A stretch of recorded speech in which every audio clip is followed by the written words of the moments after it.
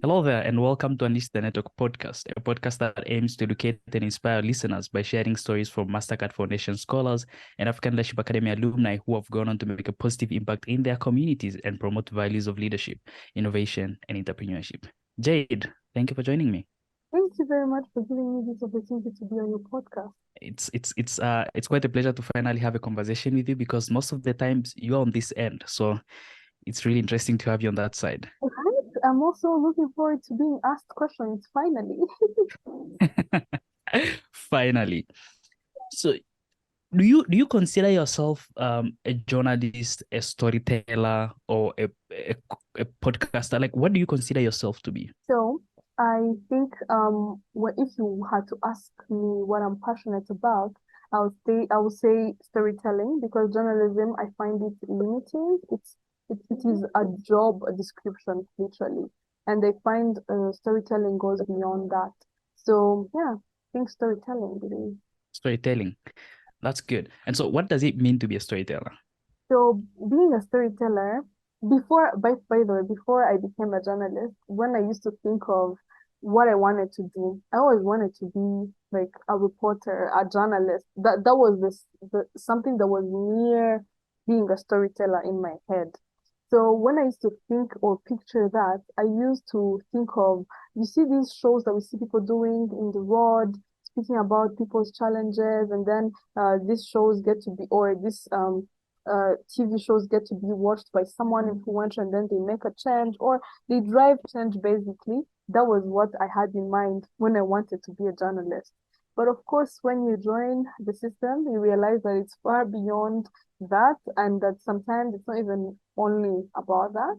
And sometimes there is limitations, I would say, to the kind of how much you can push that story that you were looking forward to pushing. So it has kind of changed for me how I view journalism. So now storytelling in general is about voicing a story or putting on spot something that was otherwise not going to be known or recognized. Yeah, so exactly what you're doing right now, you're giving me a story, you're giving me a platform to voice my story, and that is going to be hard by I don't know how many people, so that is what is storytelling for me.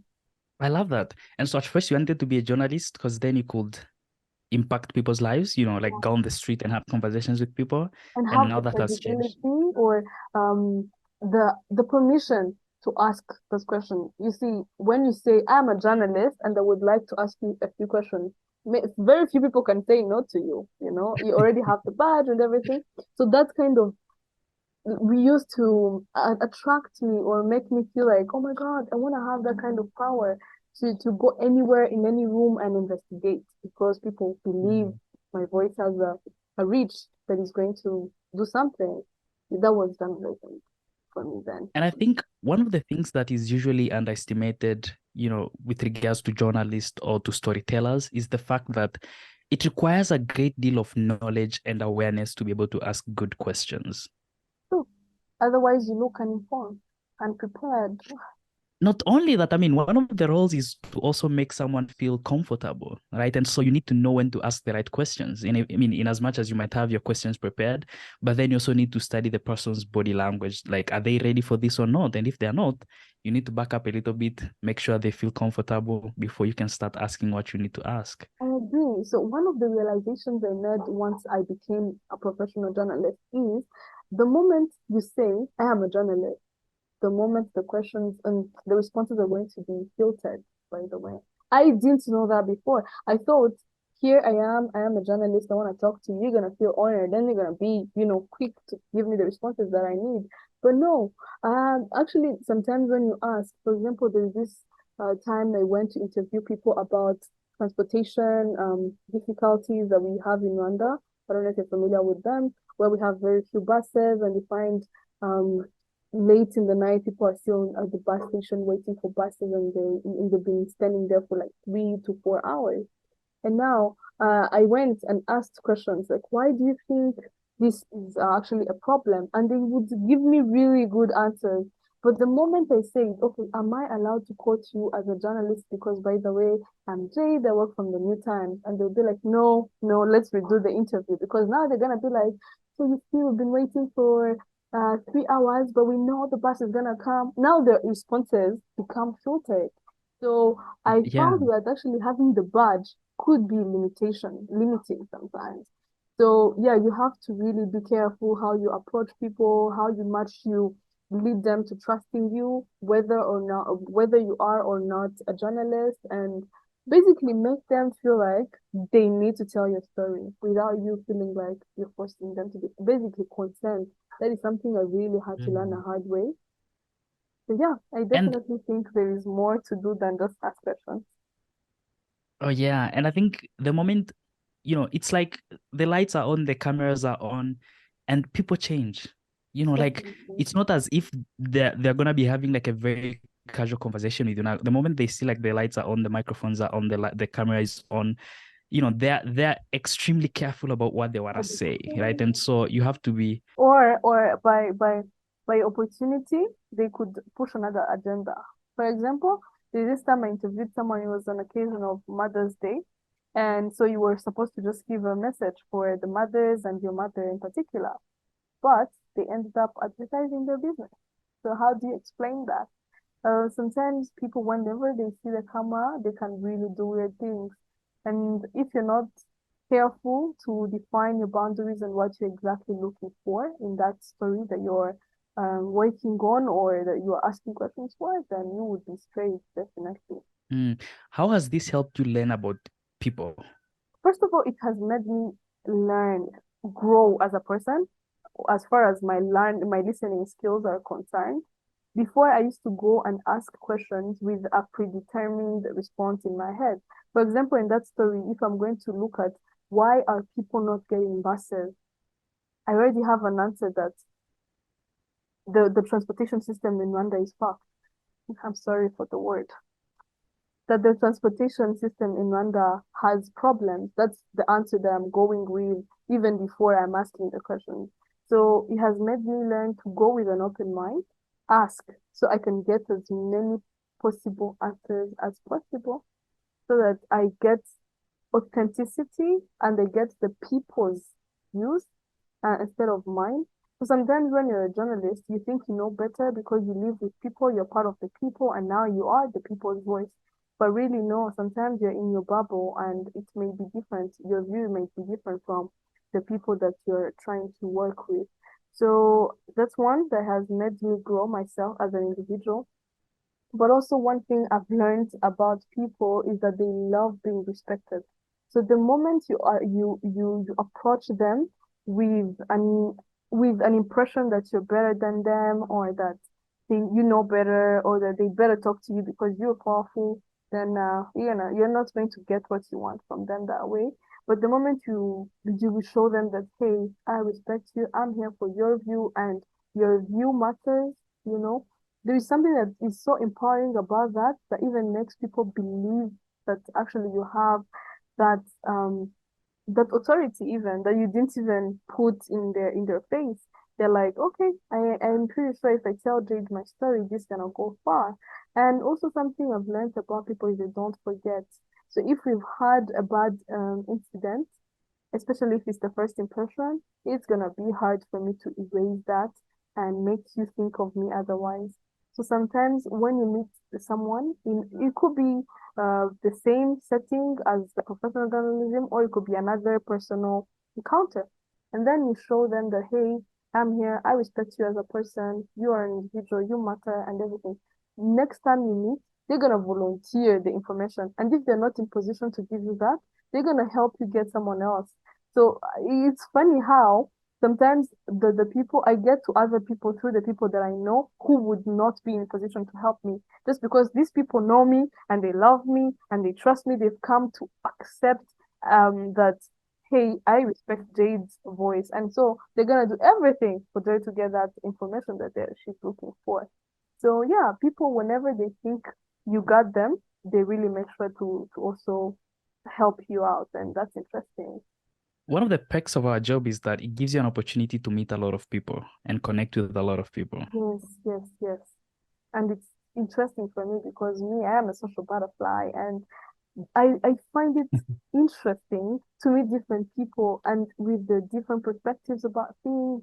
It's always I always feel a rush of adrenaline whenever I'm in a place where I am allowed to socialize and just tell you like, hey, my name is, who are you? And they just start telling you who they are. And it's interesting for me. I can never really explain how much it makes me feel whenever I am in my element and meeting new people, especially when you're not even pursuing any type of story. You're just there, and then it gives you like three stories without you even having thought of it. So you just go, you meet people, and then they start telling you, but did you know, did you know, did you know? And then before you know it, you have five stories from, I don't know, many people. So yeah, I love that. And a lot of times you'll be surprised when you want to have a conversation with someone and they go like, you know what, I don't know how to share with you, right? I don't think I have anything I could tell. But then the moment they start speaking, oh my goodness, you're gonna want to ask them to stop. Yes. But you know what? I never ask people to stop. Even when I'm doing an interview with a pre-recorded in a pre-recorded scene, I just let you speak and then I can filter myself, I can filter for myself later, but I let you speak. So because that way you even give me information that I had not even thought of. So yeah, That's I true. it has made my mind way open. You said one of your strongest characters is that you're a good listener. What does it mean to listen? How do you listen attentively and make someone feel like they're being listened to and they're being heard? You already said it, body language. So I make sure we have the eye contact that makes you feel like I am listening to you. You have my attention. And then I also get How to about for the know. people who are scared of eye So, contact? no, of course, you also read the other person's body language as well. That's the good thing about actually listening, is that you can tell whether you're making them feel comfortable or uncomfortable. And if necessary, then you can also try to look away whenever they're speaking. It all depends. People are different, but usually eye contact works for most. Eye contact definitely work for many people. And then also nodding. It's like I get what you're saying, but don't do like or interrupt them. No, you just feel like with your head without speaking. And then whenever I'm going to ask you the other question, I make sure I make a kind of follow up so you understand that I got what you said earlier. So it's like, for example, if I'm going to ask, so Renata, how long have you been doing your podcast? And then you tell me, and then I'm going to ask you what inspired you for the podcast. You'll be like, so you say you've been doing this for 5 years, but what initially made you go through this? So it's like you're even giving them a place to start from, you know. Another thing is there's something about making people feel like you relate to them. So whenever I'm going to talk to people who do not have any benefit telling me their story, sometimes I even volunteer to tell my story so that they feel like, hey, I can talk to this girl. So for example, in this country, they used to have this stereotype of kids who can speak really good English are from rich families and they cannot really speak good Kinyarwanda, and hence they're really not our friends. So I happen to be not a rich kid, and I believe, can speak English. So and I also work for an English outlet media house. So sometimes I would go, make sure to fight whatever language instinct I have in me to speak pure Kinyarwanda. So they relate to me. So even if I'm asking, even if I'm going to struggle later translating everything they said to English because I can only produce my production in English, I'll make sure that whenever I was speaking to them, it was in pure Kinyarwanda. Why? So that they relate to me. Another thing is, for example, if I'm going to people who I do not have anything that could relate me to them, I just make sure I know a lot of details about them so that that makes us feel related, even if it's not coming from me. It's like, uh, so if I'm going to interview Renata about his podcast, then I also get to know some other details that are around and available for me to know. So by the time I'm like, I know you're a football fan. So is that related to anything with what you do? So now, because you think I know you, you're gonna feel like we are friends or you can trust Oh, me. you're good. So yeah.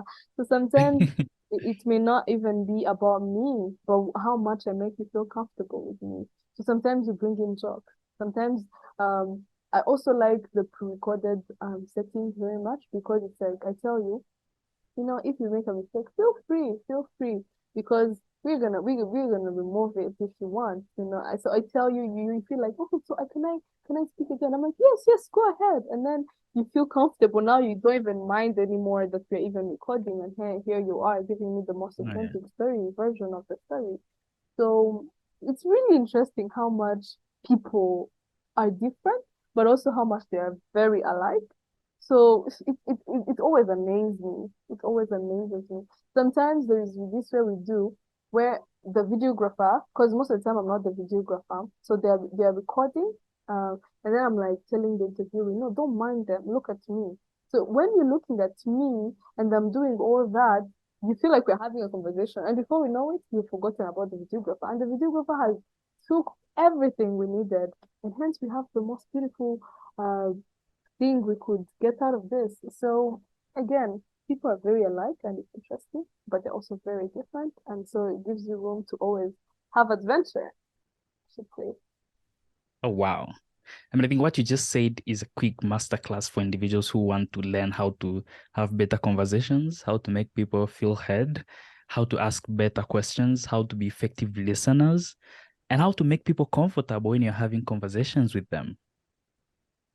Especially people who at times you're meeting them even for the first time, you probably don't even know what they're doing, just did your homework because that's the best you could do. But I mean, it sounds like you really know your craft. No, sometimes you have it right. Sometimes you meet someone whom you could not even if you wanted to do a homework about them, because let's say you didn't even know you were gonna meet them, or it's Oh simply the yeah. first time Oh you yeah. meet them. Impromptu. So another thing about people, they like talking about themselves. Oh my Another goodness, thing all day about long. people, yeah, another thing about people is it's two things. If you ask too many questions, depending on how you ask them, they're gonna feel like you're intruding, or they're gonna feel important. So it all depends on how you approach it. So mine is to not shy away from asking. If I don't know you, I'm gonna tell you like, hey, what's your name? Where Mm. do you go to school? Like I'm like, so I'm sorry for if I'm asking a lot of questions, but would you mind telling me about this? So I definitely don't shy away from asking. Instead of me assuming and making a mistake and end up maybe repealing or making you feel uncomfortable, I would rather ask you a lot of questions. Or for example, if I'm interviewing an expert on a I topic love that that. I don't have an idea about, I'm going to ask you, even if you say a term that I'm not familiar with, I'm going to say, excuse me, so what do you mean by this? So you even feel like I'm dumber, and hence you know better. Please tell me more. And then before we know it, you've told me everything I needed. So Oh I yeah. Oh never yeah. shy away from asking whenever I don't know. So I cannot pretend to know when I don't know. No, don't ever make that mistake. Thank you so much, Jade. Thank you too, Genesis.